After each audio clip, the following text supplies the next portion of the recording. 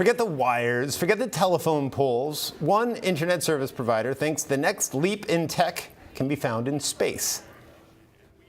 ExploreNet Communications launched its internet technology into space yesterday. Founded in New Brunswick, the company specializes in getting the internet to those in hard-to-reach places. James Maunder is Vice President, Public Affairs and Communications at ExploreNet. So James, what does that launch mean for your company, but I guess more importantly, for your customers? Well, Peter, thanks for having me, first of all. What it means for us as a company and for our customers is that we're going to be in a position to offer them more. And when I say more, I mean faster speeds and more data with respect to the internet that they receive from us. That'll be what we'll be delivering to our current customers, and we hope, obviously, that we'll be able to grow our business and offer this new service to new customers in rural and remote parts of Canada as well. And can you give us a sense of how much of Canada you guys cover off, and then if you add both this satellite that went up on the weekend and another in the first quarter of next year, how far will you be able to expand that service? So Peter, we have customers in every province and territory. We're Canada's leading rural broadband internet service provider, and our mission is to serve those folks that live outside of urban areas. Canada, as you know, is the second largest land mass in the world, second only to Russia. Our objective is to be able to connect folks outside of urban centers with what matters to them.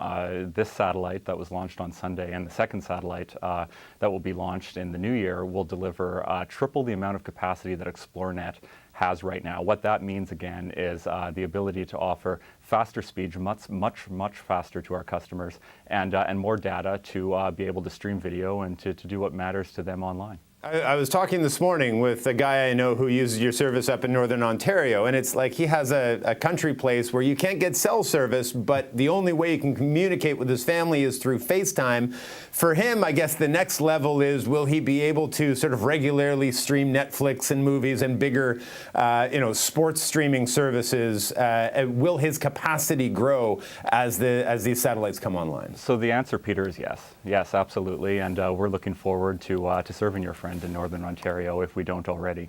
As I said, our mission at ExploreNet is to connect folks that typically only have access to the internet via either a fixed wireless service, that's mobile towers in the ground, or our satellite service, which serves the particularly rural, particularly remote parts of Canada, which is where your friend would probably reside, and hopefully we can add another customer coming up in the new year. And I mean, it's been so fascinating to watch as this has expanded. Like it's gone from nothing to really lousy options for people up there to now you're getting pretty fast speeds and different kinds of options.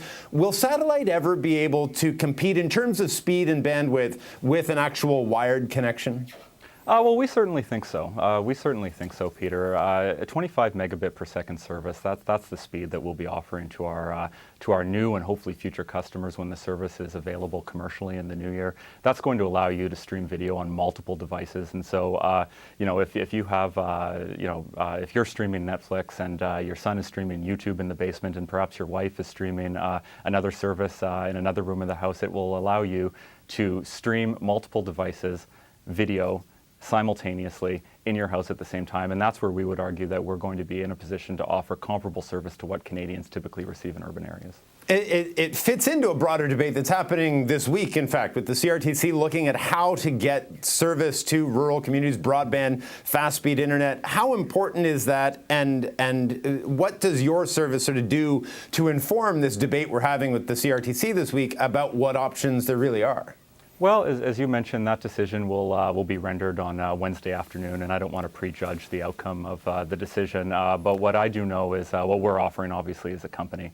And with the launch of these two new satellites, we think that the service that we'll be offering when it's available commercially in the new year for our customers will really start to bridge that urban-rural divide that we see in Canada. And we hope that people notice, and we hope that people sign up for the service. Is part of the business model here kind of going where the incumbents are, taking out, to going to vast parts of the country that just have been left behind, and going where the big guys just don't have a presence? Well, I mean, I think part of the issue is wireless spectrum, and that's the oxygen that fuels our mobile devices. And ExploreNet, like a number of other companies, including the big providers, are are incumbent on receiving that spectrum, and Industry Canada, or should I say Innovation, Science and Economic Development Canada, regulates that precious resource, and we're always in a position to get more. Peter, some of our customers actually exist in suburban areas. They choose to subscribe to our service because, for whatever reason, the service that a Bell, a Rogers, a TELUS, or another provider doesn't offer them, and we're able to do so either through our fixed wireless technology platform or our satellite platform. As I mentioned, we have customers all across the country. They're in every province and territory. Typically, they're in rural or remote areas of Canada, but we have customers in areas of Canada like Milton, Ontario, just outside the Greater Toronto area, who find, for a bunch of different reasons, I highlighted the regulatory issue just now, prefer XploreNet to others. Is satellite, has it carved itself out as the best option going forward? I mean, I think of the Google balloon. It feels like everybody's trying to figure out what that next sort of option is to get the next billion users on the internet. Is satellite winning that race right now? We certainly think so. We certainly think so, particularly given how geographically vast Canada is and how difficult it is to lay fiber optic cable in the ground when you just don't see the population density in various parts of Canada that you would see elsewhere in other countries. And that's where companies like XploreNet come in. And our business model operating in this marketplace has been tremendously successful. We're grateful for that growth, and hopefully we'll see more of it with these two new satellites becoming operational next year. All right, well, we'll be watching to see what happens with the CRTC on Wednesday, but either way, it's a fascinating time in your part of this industry. We sure appreciate you coming on the show. Well, thank you for having me. I appreciate it very much. James Maunder, Vice President, Public Affairs and Communications at XploreNet.